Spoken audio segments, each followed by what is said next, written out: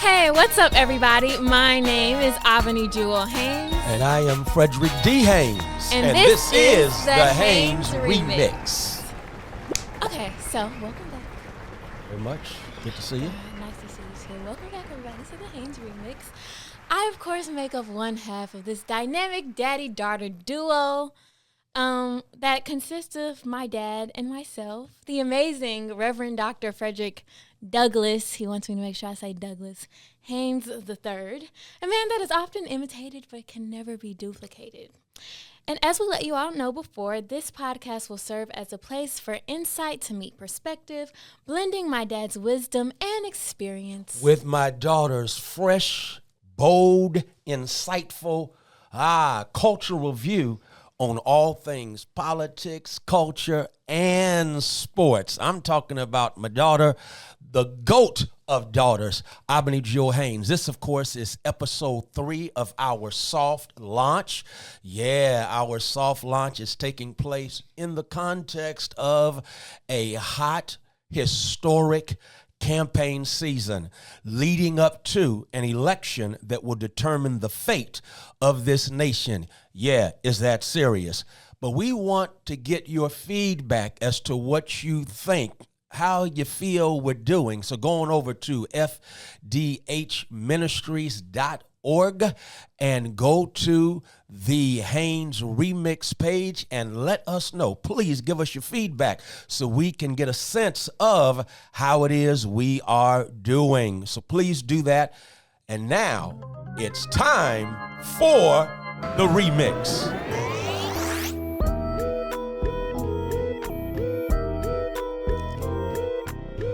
Okay, so every episode, my dad will give us an inspirational vitamin, if you know, you know, and remix scripture and give us a quick word. So, Dad, what do you have for us today? Listen, there's a wonderful passage of scripture found in the book of Acts, chapter 26, verse 2, and I remixed it like this. Paul said, King Agrippa, I think myself happy because I get to defend myself in front of you from all of the trolls and haters who have been coming for me that I didn't send for. I really like this because for me, when I think about the fact that Paul has been attacked by his adversaries, they have made up stuff on him. They're trolling him. They're not just trolling him, but they are literally weaponizing the criminal justice system in order to further their agenda, which is anti-Paul. It's like, I don't really have an agenda. This brother has an agenda. He's about something. I'm not about anything. And so his about something is exposing my about nothing. And I've got to troll him. I've got to hate. I've got to set him up to take him out. And whatever else I've discovered, that's life. I mean, if you're about something, there will always be those who ain't about much, or they don't like what you are about, and they will come for you when you didn't even send for them. How does Paul handle that? He's got the criminal justice system now being weaponized against him. Folk are lying on him. And here's what he says to King Agrippa. Oh, King, I'm glad to have this moment to holler at you because I think myself happy. I start with that because it just speaks of the power of the mind. We often talk about anxiety. Whatever else anxiety does, anxiety attacks one's mental health. Paul says, I think myself happy. This is the same Paul who writes in Philippians chapter, 4? Be anxious for nothing, but by everything with prayer and supplication with thanksgiving. Let your requests be made known unto God, and the peace of God that passeth all understanding will guard your heart and your mind. It's like your mental health has a guard that is protecting you from all of the trolls, all of the hate that produce anxiety in your mind. And so we have to watch it, learn to think ourselves happy. That's some powerful stuff. And think about it. Sometimes we think ourselves sad. Sometimes we think ourselves mad. I've done that a whole lot where I just kept thinking and thinking and thinking. And before you know it, I am hostile. I am ticked off because I thought myself mad. but I also have thought myself sad. Paul says, I think myself happy in the midst of the trolls, the hate, the weaponized justice system. I think myself happy. And I love that right there. But I also love the fact that Paul said, I get a chance to express what's happening within me. Why? Because impression without expression leads to depression. When you keep having stuff come at you and you internalize it, you can become depressed. But when you get a chance to express it, to release it, that's a part of the healing process. And so I think that's what I want to share today, and that is whatever else you do during this hotly contested campaign season where a whole lot of stuff is happening, a lot of stuff is being said, it can assault and attack your mental health. Make sure you think yourself happy. And when you think yourself happy, and this is what blesses me, science earlier this year, and Loree Daniel Favor said this on her show, came out with a study that revealed neurologically that appreciation and anxiety can't exist in the same headspace. I think myself happy. I think myself happy when it's rooted in appreciation, when I am thanking God, because the more I think, the more I thank. And if I thank God, I can start thinking myself happy in the midst of all the craziness trying to attack my mental health. Here's to your mental health. That was the Haynes remix. It's a jam. That's a jam.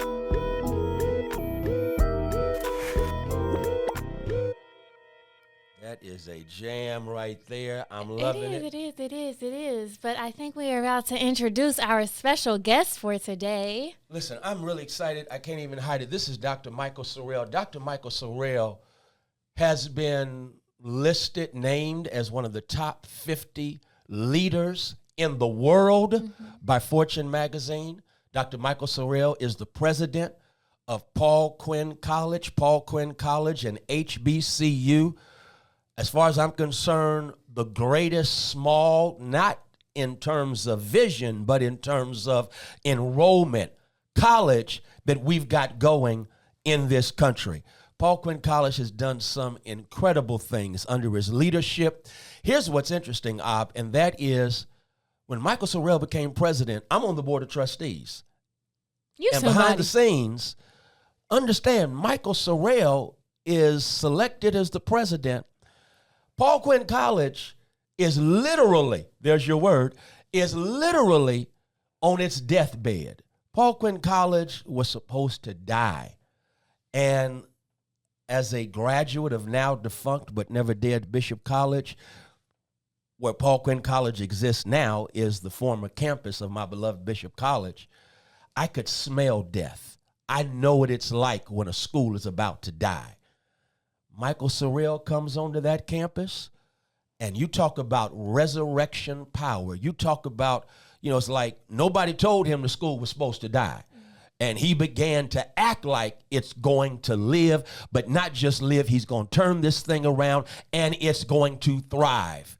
And so Paul Quinn College is one of those schools where you not only get a quality academic education, but it's a school that, because of his activism, is an activist school. I never will forget the city we live in, Dallas, loves to trash the South Side.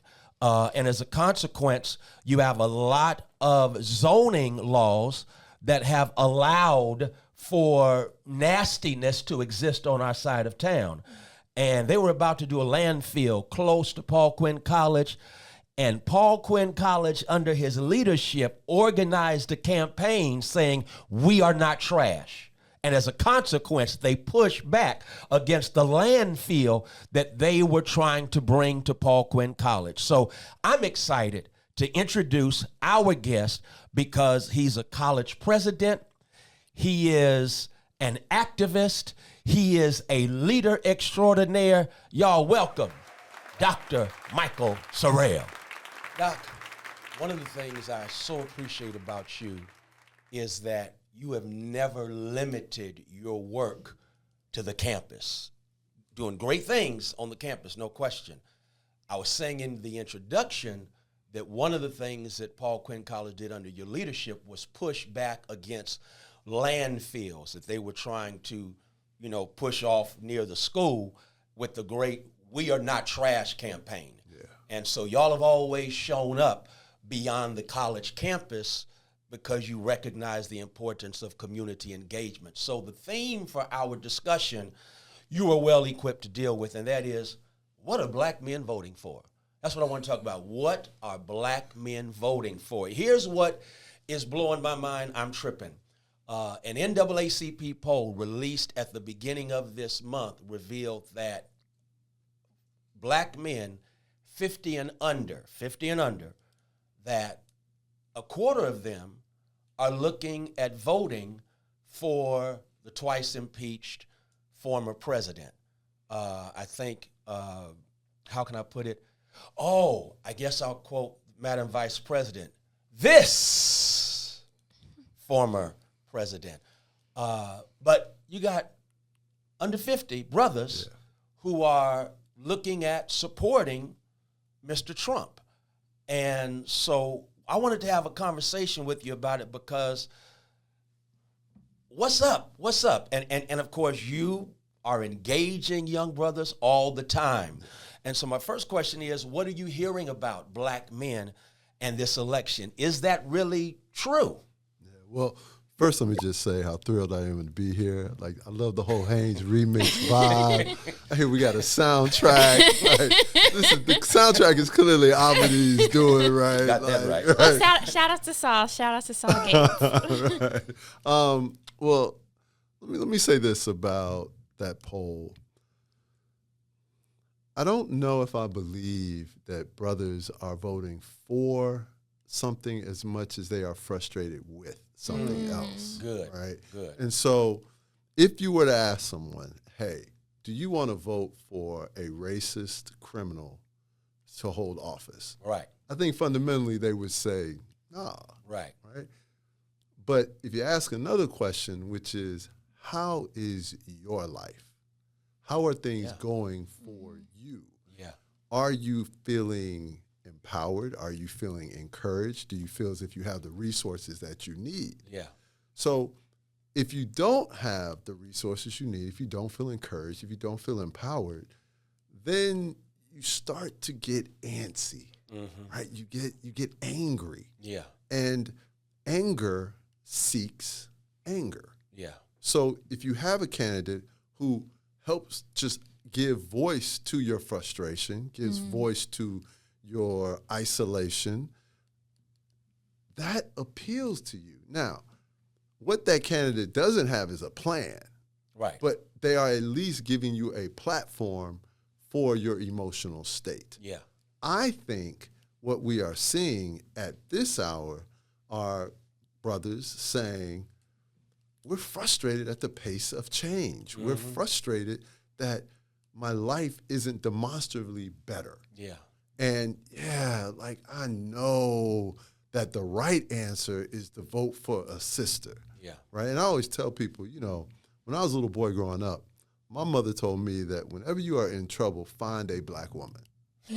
Right? She said, because son, black women don't let bad things happen to black boys. Right? So I fundamentally believe, while those brothers might not have had mothers who told them those things, they know that the right answer is not voting for this guy over the sister. Yeah. Right? But if you have been made to feel emasculated by the system, sometimes you just want someone to at least acknowledge your anger and frustration. Right. I wonder if that isn't really what we are seeing right now. Man, so that makes me think of Maya Angelou's great statement. People won't remember what you said or what you did as much as they will how you made them feel. And if said person is making them feel and appealing to their feelings, the question becomes, well, how do we reach that part of the electorate because, for me, one of the things that I'm tripping on is the fact that we have a short memory. There are polls that are talking about they trust Trump with the economy. Exactly. I mean, you want to laugh at that because he inherited a healthy economy from Obama, Biden, and messed it up. And we can't forget that Obama, Biden inherited a trashed economy. One of the biggest recessions, the biggest since the 29-30 Depression. And so, Trump crashes a healthy economy by being a sorry leader who can't solve a problem. And so we're still recovering from that pandemic economy. It's the obsession with tax cuts, right? It's the obsession of tax cuts for the wealthy. So people, I'm going to go back in time for a minute. People embraced this notion of trickle-down economics, right? Which was, Reagan pushed forward this idea that if you cut taxes on the wealthy, then everybody will benefit because the wealthy people will do the right things with their money. Right. That's not true, has never been true. While it can sound intellectually palatable, it's still not true. And so what you really want to do in actuality is cut the taxes on the middle class. Thank you. Right? Because the middle class then absolutely spends the money in a way to help rejuvenate the economy. Say that. So there's that element there. But here's something else that I think we also miss in a discussion about black men, right? What is black masculinity now, right? Wow. And the younger you go, the masculinity model changes. Yeah. So I am, I've been president for 17 years. Yeah. And the brothers are different now than they were then. Okay, we just gonna have to air it out, right? So you have many young brothers whose version of being a black man is not the same as our version of being a black man. Right. That doesn't make them any less of a black man in their mind. No question. But those of us who grew up with a certain understanding of masculinity look at it a bit differently. So how do you have that conversation, right? So there's a group of them, because I would argue you really need to break up that 50 and under crowd, right? I think you need to look at 35 to 50 and then 35 and down. Yeah. Because then I think you see some very interesting dynamics there. No question. So that, I'm not sure people have addressed that, but to your point about how do you communicate hope, well, hope is earned. Right? Hope is earned. It's a precious commodity that is earned through performance at a high level over a consistent period of time. Yeah. If you feel as if you have been betrayed over a consistent period of time, you are not going to be hopeful. Right. So what we need is a moment that is affirming to the brothers, right? So it has been a long time. It has been since Thurgood Marshall, since a black man has been on the Supreme Court. Right? It has been. Hint, hint. That's good. I like that. Right? It's been a long time since brothers have had a representative there. I love Justice Jackson. Right? No question. She's amazing. Yeah. Right? So we haven't seen that. We've not seen someone say, I'm going to make you a priority. Because America is scared of us. Yeah. Right? They're scared of saying, we're going to make you a priority. Yeah. Well, at some point, you want to feel seen, you want to feel heard. And if you don't, and if everywhere you go, people tell you, you're a problem. You're a problem. Right. Right? Like I remember when Mike was little, when my son Mike was younger. Who's balling out. He's starting to look like he might be all right. I'm trying to remember whether it was Eric Garner but it's a shame that I can't remember the one because there were so many. So many, right. But he came to me before I caught a flight and said, Daddy, why do people hate us? And I was like, what do you mean us, son? He says, why do they hate black and black boys. And, you know, he was maybe 8 or 9, right? And, you know, I held it together in my explanation. But when I got on the flight, like, I broke down in tears. Yeah. Because I was like, this is my baby. Yeah. Who is trying to process this. Like, Yeah. I never thought like that. Right? Right. That was never, like, I knew we weren't popular. Yeah. But I didn't think about it from the That's putting it nicely. Right, We weren't right. popular. you know, but I didn't internalize it Yeah. that way. Yeah. And so I think, you know, what we actually need is a moment of black male healing. Yeah. And someone to say it's okay Yeah. for us to have this as a national conversation. Yeah. And then not be lambasted Yeah. for putting our needs first. Yeah. Yeah. So, if I could chime in really quickly, I know We need the feminine voice. I know, but I really want us to focus on, you know, black men, because you all do need a space to have your voices heard and everything. I want to go back to something you said about breaking down that 50 and under crowd. I actually did some research and saw that NBC News poll data said that Democrats have been losing the black male vote since 2008. And when it correlates with education, it said about 22% 26% of black men who had a high school diploma or less are saying they're going to support Trump, with 22% with bachelor degrees saying that they would support Trump, and then 2% with bachelor degrees. and 20% with advanced degrees. So it's not that big of a drop-off.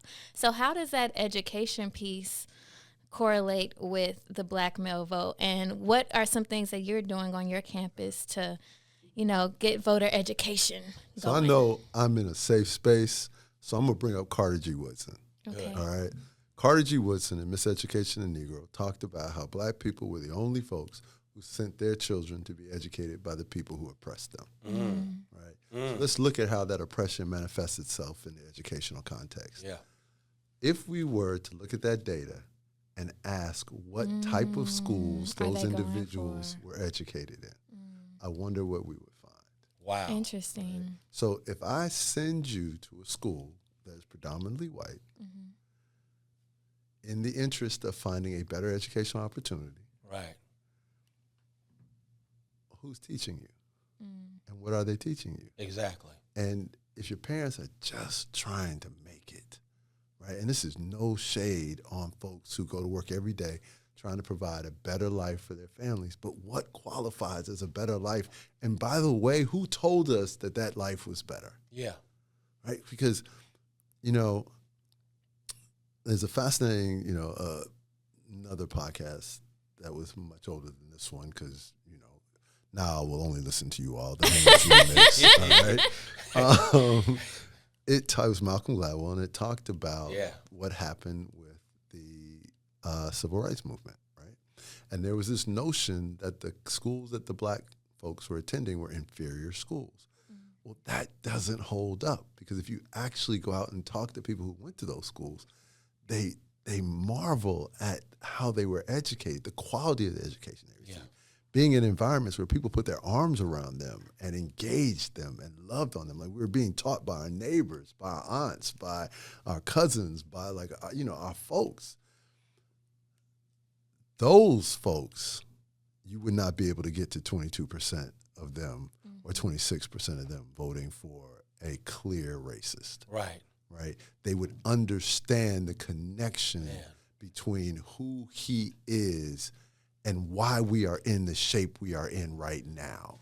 So not to give pushback, because I feel like there's also. I mean, I went to law school. I am fine with pushback. Well, just to give it like a real life example, and I don't want to say anybody's name. I'll just say I have a family member who went to a HBCU and is adamant about voting for the other guy, the Agent Orange. I'll call him Agent Orange. So what do you say to that? Because I think that maybe that goes back to, you know, being disappointed by the establishment all these years. Yeah, well, so I'd say two things about your family member. One, we are not a monolith. Right. Never have. Right? Never have been. There have been black conservatives. I mean, ironically, you know, old black people are super conservative. Yeah. Right? But even if you just I think you have to analyze, where did they go to school before they went to the HBCU? Right? I mean, so folks arrive at our schools in lots of different headspaces.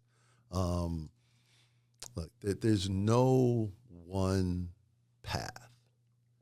But I will say this. I think what you are seeing is a byproduct of folks who have had these experiences that have led them to devalue race as an indicator or a cause of certain aspects of their lives. Yeah. And so they want to believe that it wasn't because of this, that everyone had the same opportunity, that it's, and I get it. Like, I get the temptation, right? But you have to stop for a moment and actually look at the data and do the research. Listen, when Trump was in the presidency, not only did he destroy the economy, he mismanaged a pandemic in a way that we will be living with the impact forever. Right. Exactly. Right? Exactly. So, it's interesting. I talk to my students and, watch the debate. And there's no way you can watch that debate and come to the conclusion that anybody other than, the vice president should be president. Like, you just can't. No, exactly. Right? Like, exactly. I mean, I don't know. And Mr. Perez, if she was a white male, this wouldn't even be a race. No, it wouldn't even be a race. It would have been over. Yeah, it'd be over, right? And it should be over. And it should be mean, over, okay, which but- says a lot about this country. But to be fair and to give pushback, let's Push. be fair about, she's also a part of an administration who is complicit in a genocide right now, and there's a lot of Right. So I don't think it's. I think there's some other factors that play I'm into just that saying, as well. if she's a white male, he's who he is. Well, that's true. Yes. That's all I'm saying. I'm not denying that there are some problematic pieces with this current administration, but I am saying that if the ground is level in these United States of America, there's no way that this is even a race. I trust her more than I trust him to fight any war, right? But I also got to deal with the fact that I can drive down this street between here and Paul Quinn College, and I see the impact of the struggle of my brothers and sisters are having. And I have an opportunity to vote for someone that is going to put them first over someone who wants to bury them permanently. I'm mad about what's going on in Israel, but I cannot ignore the atrocities that are taking place here and the fact that one candidate identifies with white supremacists. So I get it, but I would argue that, we really need to look at how we are internalizing the injustices.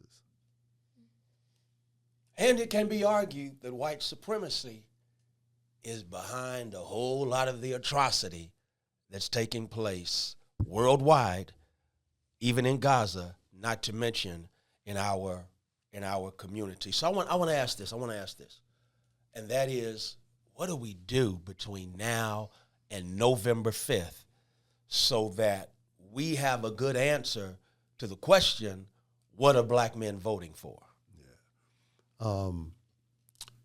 So I think there are several. And I want to say this right quick, because you have given me something, and I want to thank you for it, that I'm going to be thinking about November 5th and beyond, and that is prioritizing healing space for black men, because we can't get that done by November 5th.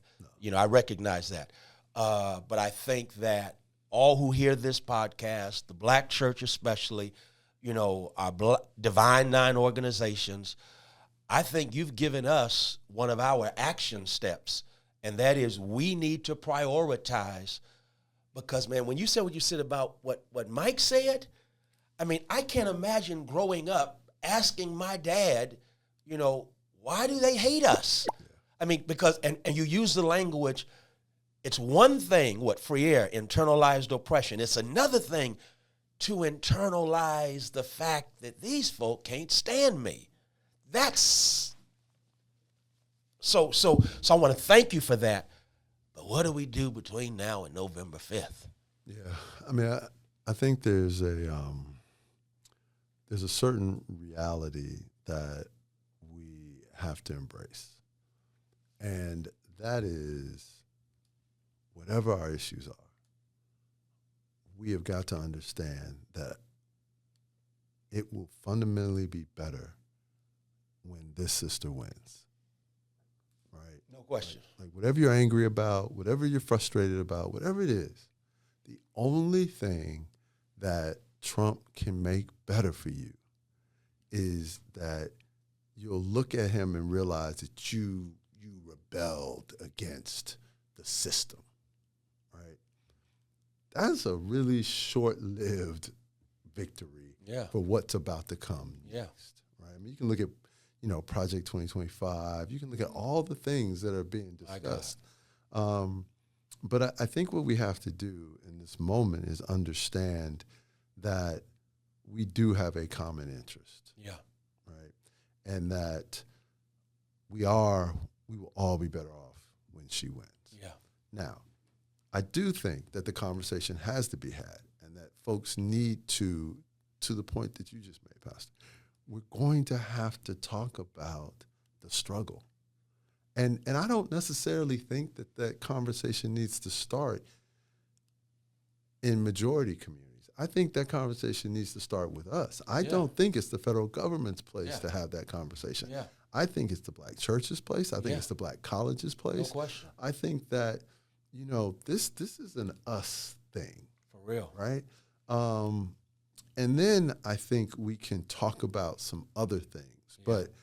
But the healing needs to take place inside our own community. Because I am telling you, brothers are hurting. Yeah. Right? They are hurting.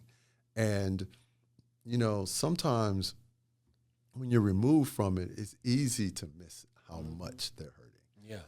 But I sit on a college campus and I look at what is going on.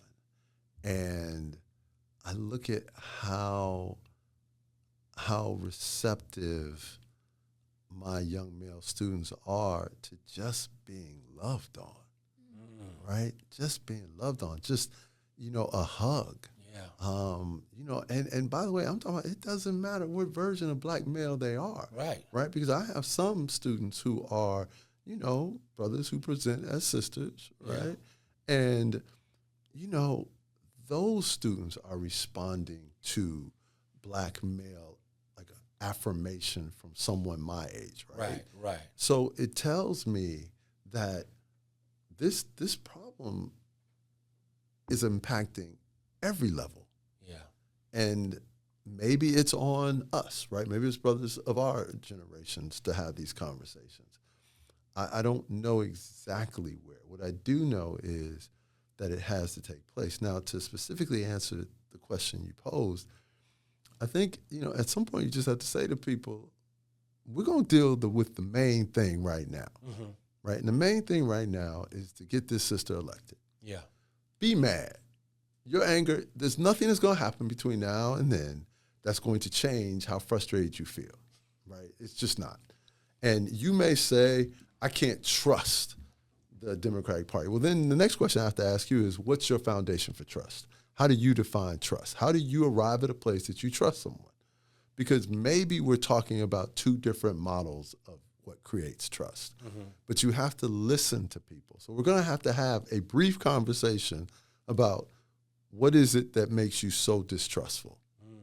Then we're going to have to talk to them a little bit about that and just say, I am telling you this right now.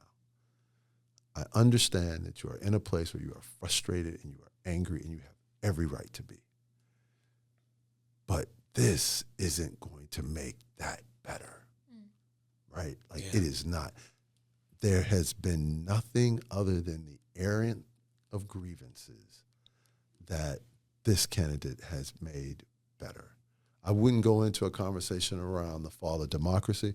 It's too big of a concept. People can't work with that, right? I've learned that, This is more personal to them. They want to know, how is it going to be better for me? Yeah. Right?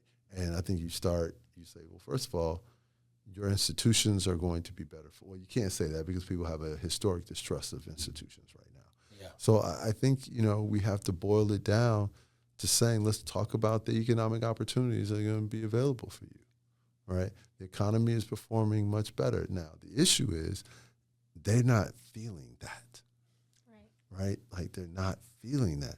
So the question is, why not? Why is the economy performing better and that's not registering? And if we can't answer that for them in a short, succinct way, then we have to ask ourselves, have we done what we should do to convince them to come to this side of the equation? Yeah. Right? Because that's the question. Like when you ask them, young brothers don't feel the economy being better for them. Right. And then you get caught up, people who don't know would get caught up in the Trump checks that were given, the stimulus checks that were given during the pandemic, not knowing that wasn't That from was not Trump checks. At all. Even though he held up people receiving the checks because he wanted to put his name on there.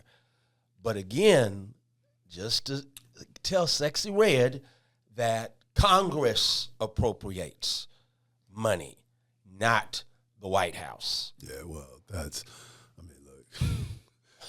Yeah, and Folks stop watching Schoolhouse Rock, so they don't know. Right. yeah. I So need pass the bill on Capitol Hill. that's funny. Yes, I think it's just a lot of misinformation out there, and I really like how you pointed out the grievances that Black men, I feel like a lot of people in general have with the Democratic Party. They haven't always held up their end, but something that my dad always says is, who can you strategize and mobilize to get your agenda through? What is going to be the Black male agenda for 2024 and beyond? Well, you know what I'll equate it to on a very, very small level. When I became president of Paul Quinn, people hated Paul Quinn. Man. Right. Like there was no safe space to tell people that you were president at Paul Quinn. Right. People were like, I hate you. I hate your school. I hate everything about this. And I remember thinking, I was like, we just aren't big enough to have inspired this level of disgust. Yeah.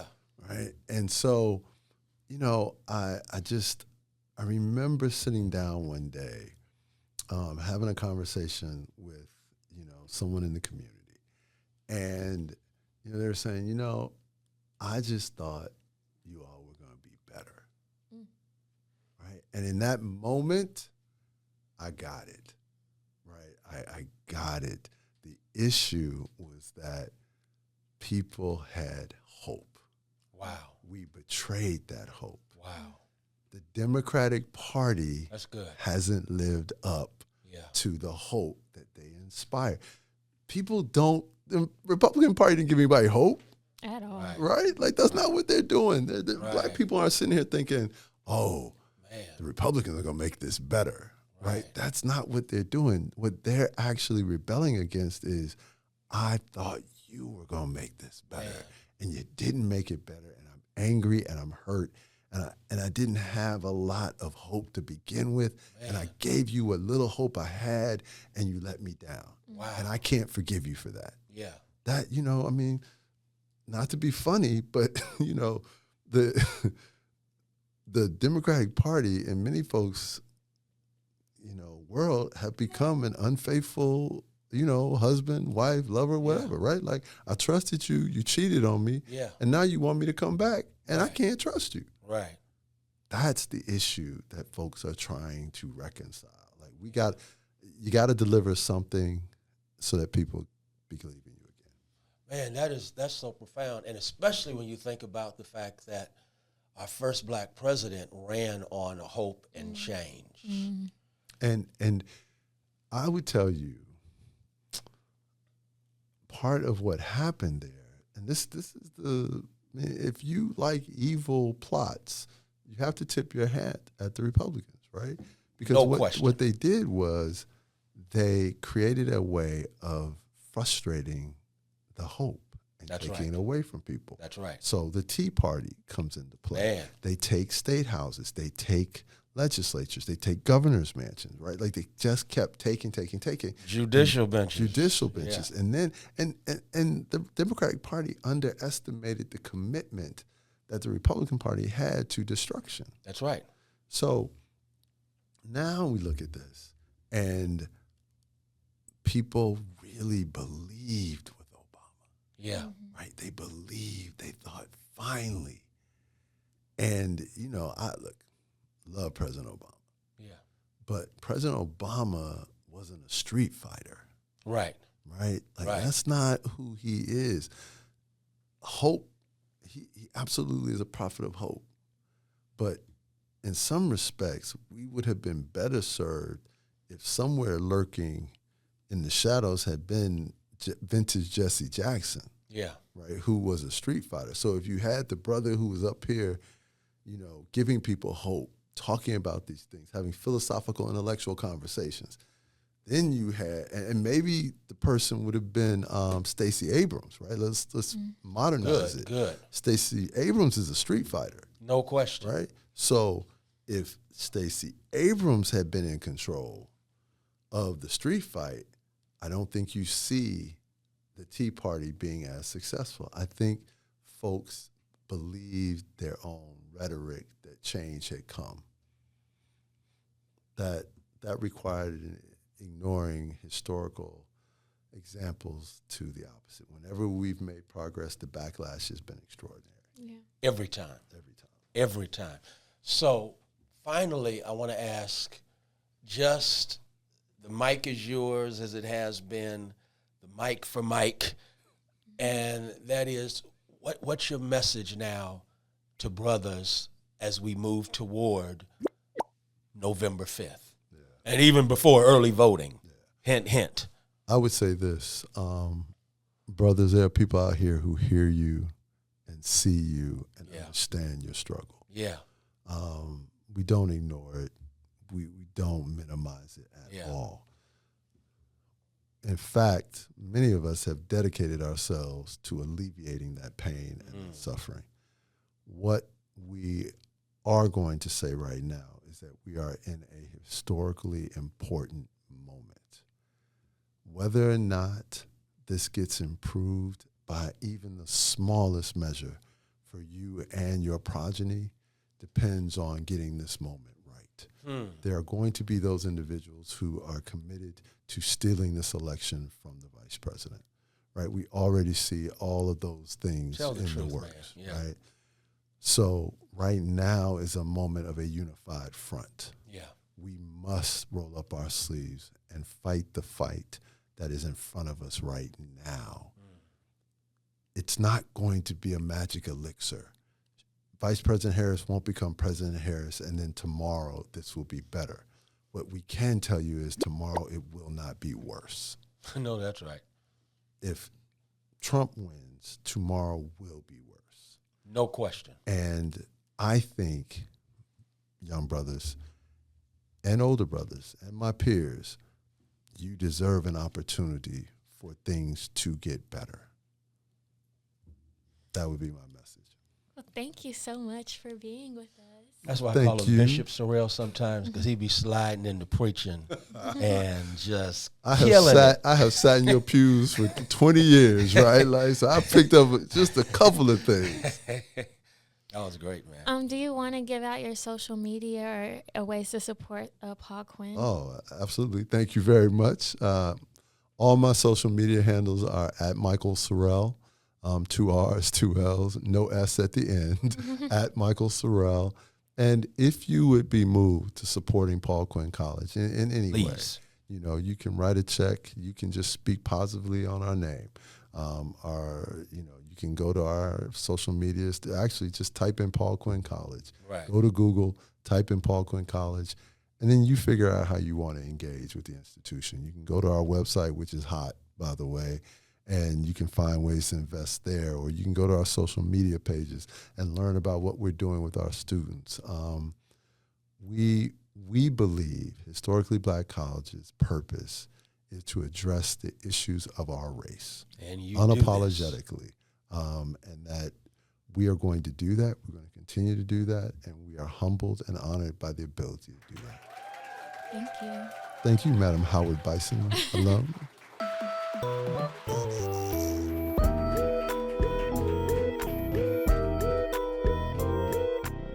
Wow, that was really good, and I really appreciated the insight in terms of like Black male healing, Right. and also just the grievances that Black men rightfully have with, the establishment.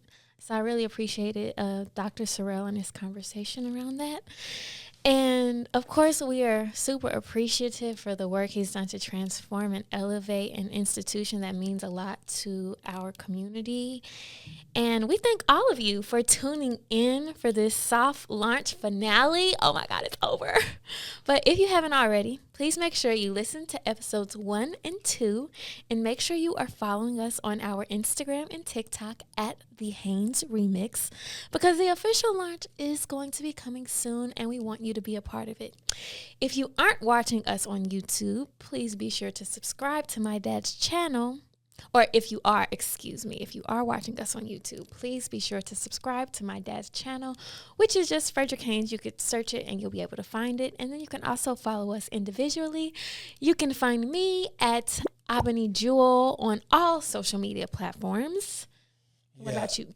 Well, I want to say this right quick, that it was really, I think, insightful. And I hope that the conversation that we had today with Dr. Sorrell is a reflection of what we want to do going forward. And that is not just have conversations, but a call to action. Mm-hmm. And for me, that whole piece around healing Black men, because what can happen, sisters who have been neglected for so long are getting shine now, and rightly so. And my thing is, we can heal brothers and sisters, give shine to sisters and brothers at the same time without taking away from the other, because we are not enemies. We are in this together. But you can follow me at FH Unscripted on Twitter or X, whatever that man We call it Twitter now. still. I know that's We don't right. care what he says. Yeah, forget Elon Musk. And the gram at FH Unscripted.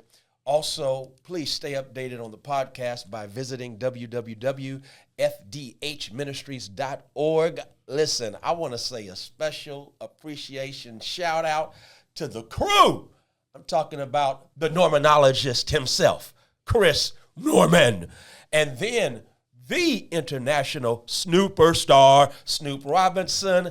And our favorite Baltimore girl, the strategist extraordinaire, Alicia Trustee. Don't forget the amazing Brooke Mosley. Thank you so much to Jack O'Connor for our graphics. Saul Gates, you killing that music. And so we got to say thank you. Thank you one more time for giving us what we need.